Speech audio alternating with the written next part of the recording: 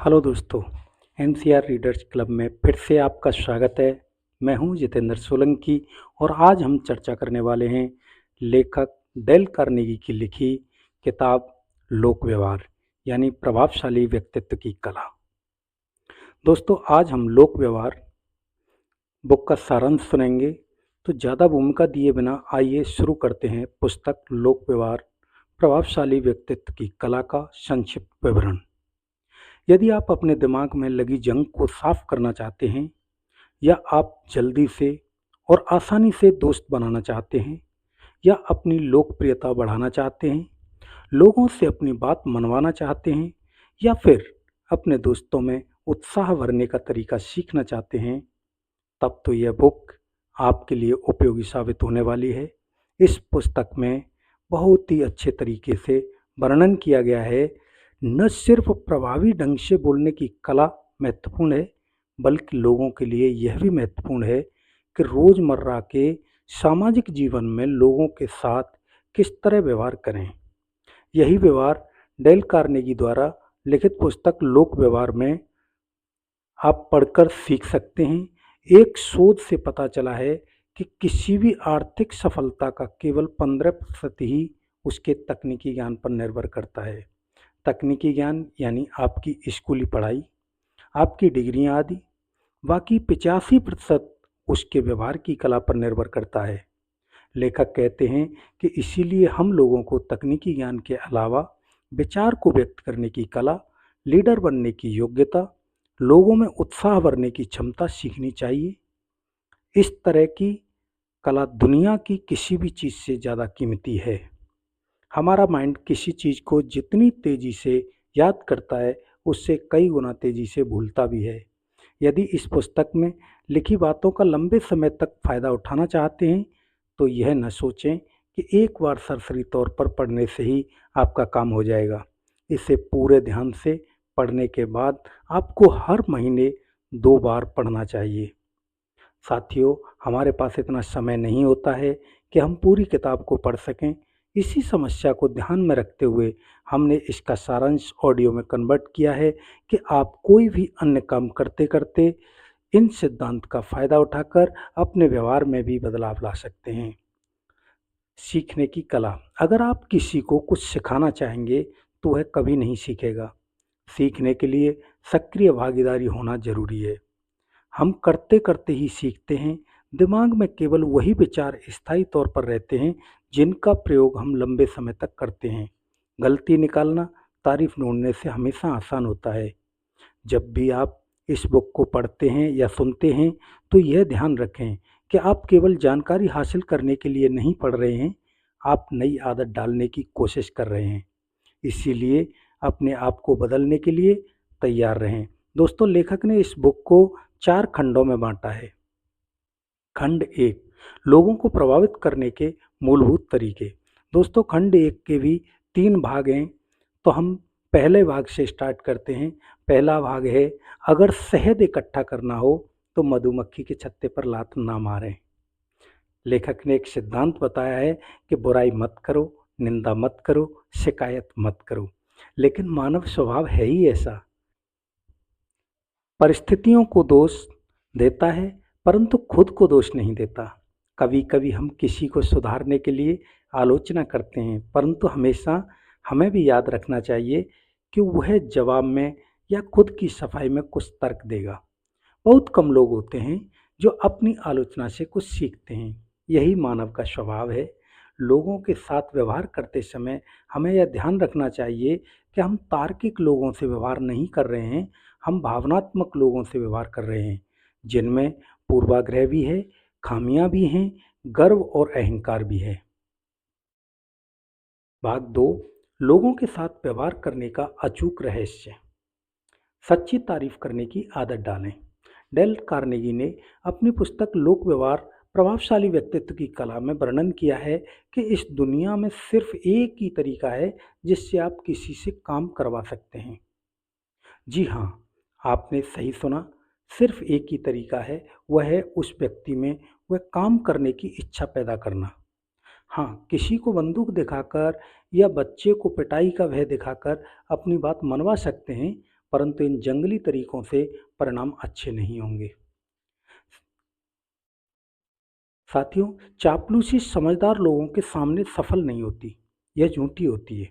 कई लोग तो तारीफ के इतने भूखे होते हैं कि वे चापलूसी को भी तारीफ समझकर उसे निगल लेते हैं। प्रशंसा और तारीफ में फर्क होता है। एक सच्ची होती है तो दूसरी झूठी। एक दिल से निकलती है, दूसरी दांतों से। एक निस्वार्थ होती है, दूसरी स्वार्थपूर्ण होती है। हर व्यक्ति किसी दूसरे व्यक्ति से किसी न किसी रूप में बेहतर होता है, उसकी वह बात सीख लेनी चाहिए। भाग 3, जो यह कर सकता है उसके साथ पूरी दुनिया है, जो नहीं कर सकता वह अकेला ही रहेगा। सामने वाले व्यक्ति में प्रबल इच्छा जगाएं। लोक व्यवहार पुस्तक में लेखक ने बताया है कि अगर सफलता का कोई रहस्य है तो वह यह है कि हम में यह क्षमता हो कि हम सामने वाले का नज़रिया समझ सकें और हम किसी घटना को अपने नज़रिए के साथ साथ सामने वाले के नज़रिए से भी देख सकें। महत्वपूर्ण दिखना लोगों के स्वभाव में है। आत्म अभिव्यक्ति इंसान के स्वभाव की सबसे बड़ी ज़रूरत होती है। याद रखिए, पहले तो सामने वाले व्यक्ति में काम की प्रबल इच्छा जगाएं, क्योंकि जो कर सकता है उसके साथ पूरी दुनिया है, जो नहीं कर सकता वह अकेला ही रहेगा। किताब का खंड 2, लोगों के चहेता बनने के 6 तरीके। लेखक ने पुस्तक लोक व्यवहार के इस अध्याय में लोगों के चहेता कैसे बने इस बारे में भी बताया है। लोगों के चहेता बनने के 6 तरीके लेखक द्वारा बताए गए हैं। तरीका 1, हर जगह अपना स्वागत कैसे करवाएं। दूसरे लोगों में सचमुच रुचि लें। दूसरे लोगों में रुचि लेकर आप 2 महीने में इतने ज़्यादा दोस्त बना सकते हैं जितने कि आप 2 साल में भी नहीं बना पाए होंगे। अगर आप यह चाहें कि दूसरे आप में रुचि लें, जिस व्यक्ति की दूसरे लोगों में रुचि नहीं होती उसे जीवन में ज़्यादा कठिनाइयाँ आती हैं और वो दूसरों को ज़्यादा नुकसान भी पहुंचाता है। इस तरह के व्यक्ति ही सबसे ज़्यादा असफल होते हैं। यदि आप सफल व्यक्ति बनना चाहते हैं तो आपको दूसरे लोगों में रुचि लेनी होगी। अगर हम किसी व्यक्ति में सचमुच दिलचस्पी लेते हैं तो चाहे वह कितना ही प्रसिद्ध या व्यस्त क्यों न हो, वह हमारी तरफ ध्यान देगा, हमें अपना समय और सहयोग भी देगा।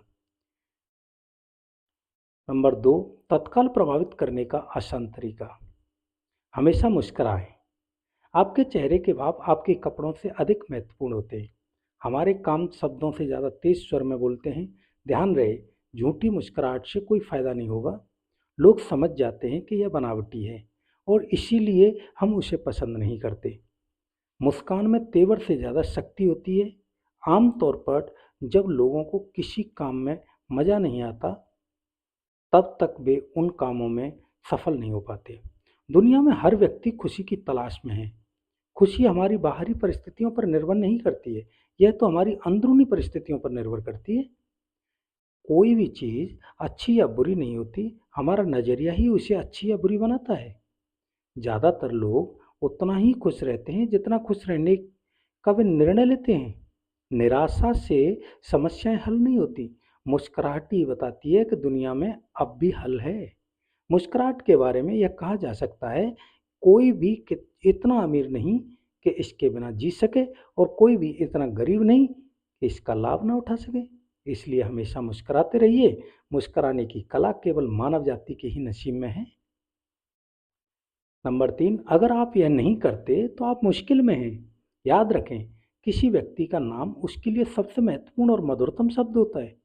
आम आदमी दुनिया के सभी नामों के बजाय अपने नाम में ज़्यादा दिलचस्पी लेता है।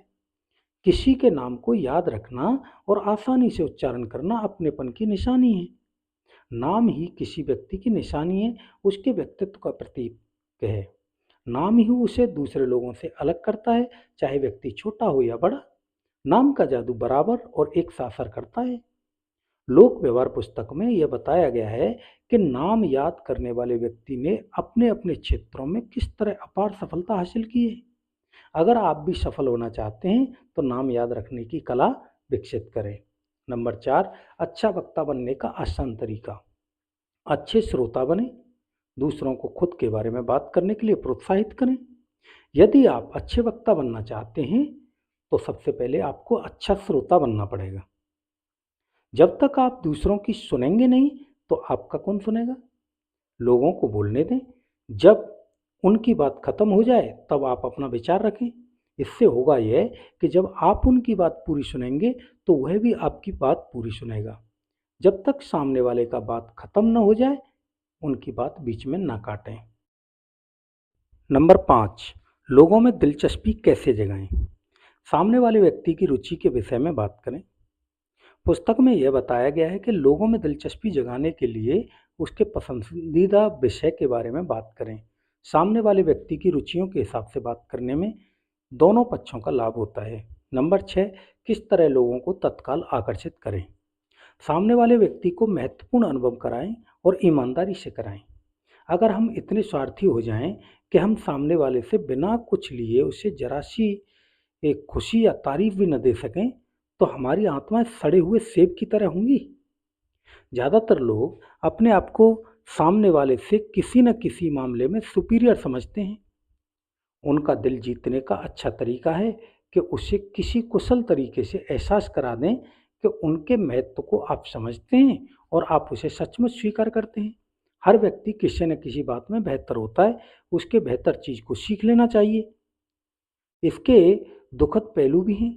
जिस व्यक्ति के पास सुपीरियर होने का कोई कारण नहीं होता वह अपनी ईगो को संतुष्ट करने के लिए अहंकार या बहस की सहायता लेता है, जो दिल दुखाने वाली बात होती है। लोगों से उनके बारे में बात कीजिए और वे घंटों तक आपकी बात सुनते रहेंगे। खंड 3, लोगों से अपनी बात कैसे मनवाएं? दोस्तों, पुस्तक लोक व्यवहार में लोगों से अपनी बात मनवाने के 12 तरीकों का वर्णन किया गया है, जिसे अपनाकर हम जीवन में और खुशहाल हो सकते हैं। तो आइए जानते हैं वो 12 तरीकों के बारे में। नंबर 1, बहस से कोई फायदा नहीं होता। बहस से एक ही फायदा हो सकता है और वह है इससे बचना। तीखी बहस से हमेशा बचना चाहिए। बहस से कोई फायदा नहीं होता क्योंकि दोनों ही पक्षों को बहस के बाद पूरा विश्वास हो जाता है कि वे सही थे। बहस से उसे गलत साबित कर जीत भी जाएंगे तो कोई फायदा नहीं होगा, क्योंकि अपनी इच्छा के बिना जो बात मानता है वह भी उसी विचार का होता है। अपने विरोधी को बोलने का पूरा मौका दें, उसकी पूरी बात सुने, उनका विरोध न करें। इससे नफरत की दीवार खड़ी होती है। जब एक गुस्सा हो रहा हो, चीख रहा हो, तो दूसरे को बड़े ध्यान से उसकी बात सुननी चाहिए। नंबर 2, दुश्मन बनाने का अचूक तरीका और इससे कैसे बचा जाए। दूसरे व्यक्ति के विचारों के प्रति सम्मान दिखाएं। यह कभी न कहें कि आप गलत हैं। लोक व्यवहार, प्रभावशाली व्यक्तित्व की कला। पुस्तक के इस अध्याय में यह बताया गया है कि शब्दों से ही नहीं बल्कि नज़रों से या आवाज़ से या अपने हाव भाव से आप लोगों को बता सकते हैं कि वे गलत हैं। समस्या यह है कि यदि आप दूसरों की गलती बताते हैं तो क्या वह आपसे सहमत हो जाएंगे? एकदम नहीं। लोगों को कई बात इस तरह सिखानी चाहिए कि उन्हें यह पता न चले कि उन्हें कुछ सिखाया जा रहा है। साथियों, गैलीलियो ने कहा था, आप किसी व्यक्ति को कुछ नहीं सिखा सकते, आप सिर्फ उन्हें अपने अंदर से सीखने में मदद कर सकते हैं। जब हम गलत होते हैं तो हम मन में अपनी गलती मान सकते हैं। अगर सामने वाला समझदारी और कूटनीति से काम ले तो हम उसके सामने भी अपनी गलती मान सकते हैं, परंतु तब नहीं जब दूसरा इस बात पर हमारा गिरेबान पकड़ ले। हमेशा याद रखें, उपहास और अपमान कभी किसी को सहमत नहीं करा सकते। दूसरों की भावनाओं का सीधा विरोध नहीं करना चाहिए। अपनी बात को आक्रामक या दृढ़ अंदाज में कहने से परहेज करना चाहिए। विरोधी से बहस न करें, उन्हें यह न बताएं कि वे गलत हैं, बस थोड़ी सी कूटनीति का प्रयोग करें। नंबर 3, अगर गलती आपकी हो तो मान लें। अगर गलती आपकी हो तो तत्काल और पूरी तरह अपनी गलती मान लें। अगर गलती हमारी हो पर कोई आपको डांटने वाला हो तो यह बेहतर नहीं होगा कि हम अपनी गलती मान लें। जब हम सही होते हैं तो हमारा प्रयास होना चाहिए कि हम आहिस्ता से और कूटनीति से लोगों से अपनी बात मनवाने का प्रयास करें। पुरानी कहावत है, लड़ने से आपको पर्याप्त नहीं मिलता, परंतु हार मान लेने से आपको उम्मीद से ज़्यादा मिलता है। नंबर 4, शहद की बूंद। दोस्ताना तरीके से शुरू करें। डेल कार्नेगी ने इस अध्याय में यह बताया है कि एक गैलन सिरके के बजाय शहद की एक बूंद से ज़्यादा मक्खियाँ पकड़ी जा सकती हैं। इसी तरह किसी का दिल जीतना है या अपने पक्ष में करना चाहते हैं तो उसे यह एहसास दिलाएं कि आप उसके मित्र हैं।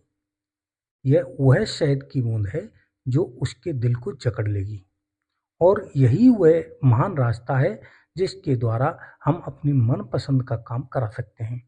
गुस्से या आलोचना के बजाय दयालु दोस्ताना शैली और सराहना से लोगों की मानसिकता को अधिक तेजी से बदला जा सकता है। नंबर 5, सुकरात का रहस्य। सामने वाले से तत्काल हाँ हाँ कहलवाएं। बहस करने के से कोई फायदा नहीं होता। दूसरे व्यक्ति का नज़रिया समझना ज़्यादा महत्वपूर्ण और ज़्यादा फायदेमंद होता है। इसके नज़रिए को समझकर उसे हाँ हाँ करवाना ज़्यादा कारगर तरीका है। सुकरात का तरीका क्या था? सुकरात चतुर थे, जिसे सुकरात की तकनीक कहा जाता है, जिसका जवाब हाँ हाँ का जवाब हासिल करने पर था। वे ऐसे सवाल पूछते थे कि सामने वाले को सहमत होना ही पड़ता था। चीन में एक कहावत मशहूर है, हल्के कदमों से चलने वाला आदमी दूर जाता है। नंबर 6, शिकायतों से निपटने का आसान तरीका। सामने वाले व्यक्ति को ज़्यादा बातें करने दें। अगर आप सामने वाले से असहमत हैं तो आप में यह इच्छा जाग सकती है कि आप उनकी बात को बीच में काट दें, परंतु ऐसा नहीं करें। यदि ऐसा करते हैं तो यह खतरनाक आदत है, क्योंकि उनके दिमाग में बहुत से विचार होते हैं जिन्हें वे व्यक्त करना चाहते हैं, इसीलिए वे आपकी बातों पर ध्यान नहीं देंगे। डेल कार्नेगी भी कहते हैं, हमारे दोस्त भी हमारी उपलब्धियों के बारे में सुनने के बजाय अपनी उपलब्धियों के बारे में सुनाना ज़्यादा पसंद करते हैं। नंबर 7, सहयोग कैसे हासिल करें। दूसरे व्यक्ति को यह लगने दें कि यह विचार उसी का है। डेल कार्नेगी ने अपनी पुस्तक में यह अच्छे तरीके से बताया कि सामने वाले को यह अनुभव कराना कि यह विचार उन्हीं का था या उन्हीं का है, जो बिजनेस और राजनीति में भी काम करता है और पारिवारिक जीवन में भी काम करता है। जो बुद्धिमान होते हैं वे श्रेय लेने की परवाह नहीं करते, वे तो परिणाम चाहते हैं, इसीलिए यह लगने दें कि ये विचार उन्हीं का है। नंबर 8, एक फॉर्मूला जो आपके लिए चमत्कार कर दे। ईमानदारी से सामने वाले व्यक्ति का नज़रिया समझने की कोशिश करें। याद रखिए, दूसरे लोग पूरी तरह से गलत हो सकते हैं, परंतु अपनी नज़रों में वे गलत नहीं होते। उन्हें समझने की कोशिश करें। समझदार लोग ऐसा ही कर पाते हैं, इसलिए समझदारी का परिचय दीजिए। आपको अपने आप में रुचि ज़्यादा है, परंतु दूसरे में आपकी रुचि बहुत कम है।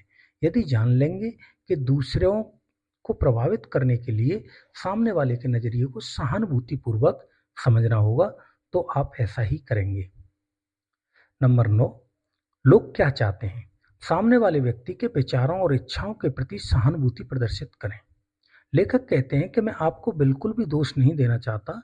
अगर मैं भी आपकी जगह होता तो यही करता। उपरोक्त वाक्य जादू की तरह काम करता है। हम जिन लोगों से मिलते हैं उनमें ज़्यादातर लोग सहानुभूति के भूखे होते हैं। आप उन्हें सहानुभूति देंगे तो वे आपसे प्रेम करने लगेंगे। नंबर 10, हर व्यक्ति आग्रह पसंद करता है। आदर्शवादी सिद्धांतों का सहारा लें। इस दुनिया में जितने लोगों से मिलते हैं उनमें से सभी अपने को अच्छा और निस्वार्थ समझते हैं। अगर सचमुच लोगों को बदलना चाहते हैं तो आदर्शवादी कारणों का सहारा लीजिए। सामने वाले व्यक्ति से यदि गलती हो जाए तो उन्हें समझने और सुधारने का मौका दीजिए। डेल कार्नेगी ने अपनी पुस्तक में बहुत से उदाहरण दिए हैं, ये समझाने के लिए कि गलती को सुधारने के लिए मौका देने वाले व्यक्ति ही महान होते हैं। नंबर 11, फिल्मों में यह होता है, टीवी में यह होता है, आपसे यह क्यों नहीं होता। अपने विचारों को नाटकीय तरीके से प्रस्तुत करें। अपने विचारों को सीधे तरीके से कहने के बजाय कूटनीति तरीके से कहना ज़्यादा उचित रहता है। सिर्फ सच कहना ही काफ़ी नहीं होता, सच को नाटकीय और रोचक तरीके से पेश किया जाना चाहिए। आपको शोमैनशिप का इस्तेमाल करना चाहिए। यदि आप इस बारे में और जानना चाहते हैं तो डेल कार्नेगी की पुस्तक लोक व्यवहार प्रभावशाली व्यक्तित्व की कला को अवश्य खरीदें और इसे एक बार विस्तार से जरूर पढ़ें। इस बुक का लिंक आपको डिस्क्रिप्शन बॉक्स में मिल जाएगा। नंबर 12, जब कुछ और काम ना आए तो यह करें। चुनौती दें। लेखक डेल कार्नेगी ने बताया कि कैसे फैक्ट्री में वर्कर सही तरीके से काम नहीं कर रहे थे। तब उन्होंने हर आदमी के काम करने की इच्छा को लिख दिया, जिससे हुआ यह कि कोई भी किसी से कम नहीं रहना चाहता था। इसी प्रतियोगिता के कारण कंपनी का उत्पादन बढ़ने लगा।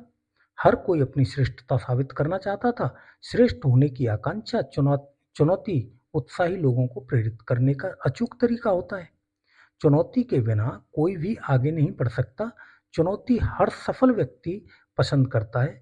यह ऐसा अवसर होता है जिससे वह अपना मूल्य, अपनी श्रेष्ठता सिद्ध कर सके, जीत कर दिखा सके। इसी वजह से तो प्रतियोगिता इतने लोकप्रिय है, ताकि महत्वपूर्ण होने की आकांक्षा पूरा कर सके। खंड 4, ठेस पहुंचाए बिना लोगों को कैसे बदलें।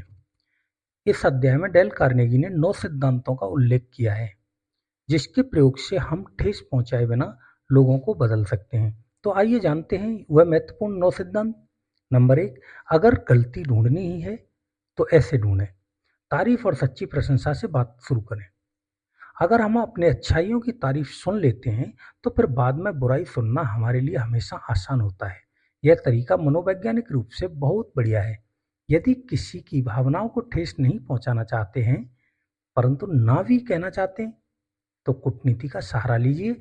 अपना काम निकलवाने हेतु सामने वाले की सच्ची तारीफ करें। हथौड़े या डायनामाइट वाली शैली ना अपनाएं। नंबर 2, आलोचना करें, पर ऐसे कि सब आपकी तारीफ करें। लोगों की गलतियां सीधे तरीके से न बताएं। इस बुक में लेखक डेल कार्नेगी ने यह बताया है कि किसी की गलती को बताना हो तो उसे सीधे तरीके से न बताएं। सीधे तरीके से बताने का नतीजा उल्टा भी हो सकता है।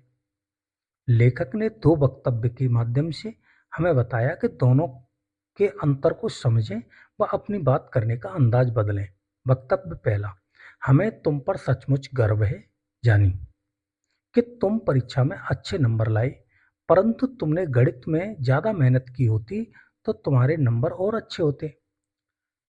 वक्तव्य दूसरा, हमें तुम पर गर्व है जानी कि तुम परीक्षा में अच्छे नंबर लाए, और अगर तुम इसी तरह से मेहनत करते रहे तो अगली बार बाकी विषयों के साथ गणित में भी अच्छे नंबर लाओगे। अगर किसी की आलोचना करना हो तो अप्रत्यक्ष रूप से करें, ताकि उन्हें बुरा न लगे। दूसरों की गलती सुधारने का बढ़िया तरीका यही है। नंबर 3, पहले अपनी गलतियां बताएं। किसी की आलोचना करने से पहले अपनी गलतियां बताएं। अपनी गलतियां सुनना ज्यादा कठिन नहीं होता। अगर सामने वाला शुरुआत में ही विनम्रता से हमें यह बता दे कि उससे भी गलतियां होती हैं, चाहे हम अपनी गलतियां सुधार पाए हों या नहीं। अपनी खुद की गलती मान लेने से हमें सामने वाले के व्यवहार बदलने में मदद मिलती है। नंबर 4, कोई नहीं चाहता कि आप उस पर हुक्म चलाएं। सीधे आदेश देने के बजाय प्रश्न पूछें। अपने अधीनस्थों को काम करने का सीधा आदेश नहीं देना चाहिए। लोगों को अपना काम करने देना चाहिए, ताकि वे अपनी गलतियों से खुद सीख सकें। सख्त आदेश देने के बजाय प्रश्न पूछने की तकनीकी के सामने वाले के लिए अपनी गलतियां सुधारना आसान होता है। इससे उसके सम्मान को ठेस नहीं पहुंचता और उसमें महत्वपूर्ण होने की भावना जागृत होती है। इससे विद्रोह नहीं सहयोग की भावना को बल मिलता है। अगर लोगों को यह लगने लगे कि उस निर्णय को लेने में उनका हाथ है, तो वे अधिक अच्छे ढंग से उस काम को करेंगे। नंबर 5, सामने वाले को अपनी लाज रखने दें। लोगों को अपनी लाज रखने देना चाहिए, लेकिन हम में से बहुत कम लोग ऐसे हैं जो इस बात पर ध्यान रखते हैं। हम दूसरे की भावनाओं को अपने कदमों तले रौंदते चले जाते हैं, अपनी मनमानी करते हैं, लोगों की गलतियां निकालते हैं, दूसरों के सामने उनकी आलोचना करते हैं। कभी ये सोचते ही नहीं कि हम उनके आत्मसम्मान को ठेस पहुंचा रहे हैं। यदि सामने वाले व्यक्ति के नजरिए को समझें व शांति से बात करें तो समस्या सुलझ सकती है। चाहे हम सही हों, सामने वाला गलत हो, तो भी हमें उसके अहम को ठेस पहुंचाने का क्या हक है?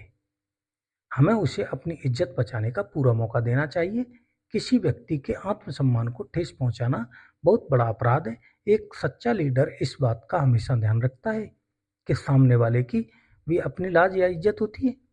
नंबर 6, सफलता के लिए लोगों को प्रेरित करने की विधि। थोड़े से भी सुधार की तारीफ करें। प्रसिद्ध मनोवैज्ञानिक लेखक जेस्ट लायर अपनी पुस्तक में लिखते हैं कि प्रशंसा मनुष्य के हृदय के लिए सूर्य के सुखद प्रकाश की तरह है। इसके बिना हमारे व्यक्तित्व का पुष्प नहीं खिल सकता। प्रशंसा ऐसी जादुई छड़ी है जो किसी व्यक्ति के जीवन को बदल कर रख देती है। जब आलोचना कम और प्रशंसा अधिक होती है तो लोगों को अच्छे काम करने की प्रेरणा मिलती है। याद रखिए, हम सब प्रशंसा और सम्मान के भूखे हैं और उन्हें पाने के लिए कुछ भी कर सकते हैं, परंतु हम में से कोई भी झूठी तारीफ पसंद नहीं करता, कोई भी चापलूसी पसंद नहीं करता। अतः सफल लीडर बनने के लिए लोगों की सच्ची तारीफ करना शुरू कर दीजिए। नंबर 7, बुरे को भला नाम दे दें। सिद्धांत, सामने वाले व्यक्ति को एक ऐसी इमेज दे दें जिससे वह सही साबित करना चाहे। अगर किसी व्यक्ति की किसी बात को सुधारना चाहते हैं तो इस तरह जताएं कि जैसे वह उसका श्रेष्ठ गुण हो, और लोगों को भी साफ साफ बता दें कि आप सामने वाले व्यक्ति में जो गुण देखना चाहते हैं वह उनमें पहले से ही है। उनकी अच्छी इमेज बना दें और वह व्यक्ति इस इमेज को सही साबित करके दिखाने के लिए बहुत ज़्यादा कोशिश करेगा। एक पुरानी कहावत है, किसी कुत्ते को बुरा नाम दे दें और वह इतना बुरा बर्ताव करेगा कि आप उसे जान से मार देना चाहेंगे, परंतु आप उसे अच्छा नाम दे दें तो फिर देखिए वह क्या कुछ नहीं कर देता। इसीलिए मनोविज्ञान यह कहता है कि व्यक्तिवाचक नाम गुणवाचक होता है। नंबर 8, गलती सुधारना आसान लगना चाहिए। प्रोत्साहित करें, यह बताएं कि गलती सुधारना आसान है। अपने बच्चे या कर्मचारी या किसी अन्य व्यक्ति को यह बताएं कि वह किसी चीज में मूर्ख या अज्ञानी है या उसमें बिल्कुल भी प्रतिभा नहीं है और वह जो करता है सब गलत है। तो इस तरह आप सुधार के हर गुंजाइश को खत्म कर देते हैं, परंतु आप इसके बिल्कुल उल्टी तकनीक का इस्तेमाल करें। अपने प्रोत्साहन में उदार रहें, उस चीज को आसान बनाकर दिखाएं, सामने वाले को यह बताएं कि आपको उसकी क्षमता में विश्वास है, उसमें यह करने की योग्यता है। तो नतीजा यह होगा कि वह दिन रात मेहनत करके अपने प्रदर्शन को सुधार देगा। अगर आप दूसरों को सुधारने में मदद करना चाहते हैं तो याद रखें, प्रोत्साहित करें और यह बताएं कि गलती सुधारना आसान है। नंबर 9, वह तरीका जिससे लोग आपका काम खुशी खुशी कर दें। सामने वाले व्यक्ति को कोई काम इस तरह सौंपें कि वह आपका काम खुशी खुशी कर दे।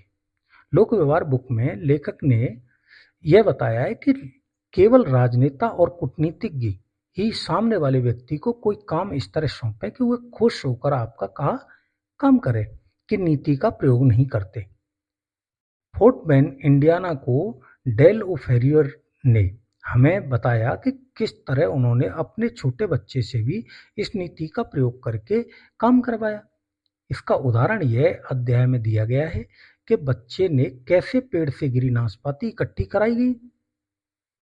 जो इस काम को करने के लिए राजी नहीं था या काम सही तरीके से नहीं कर रहा था, दोस्तों आपने सुना कि व्यवहार कुशल बनना है, तो ये बातें किस तरह आपके जीवन में सफलता के लिए दरवाजे खोलती हैं।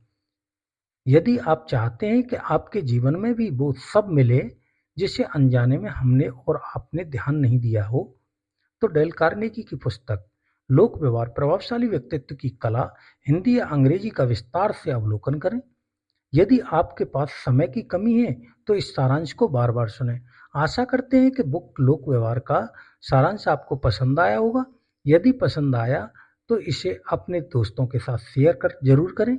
वीडियो को लाइक और चैनल को सब्सक्राइब करना न भूलें। और फिर मिलते हैं एक और इंटरेस्टेड बुक के साथ। Thank you very much.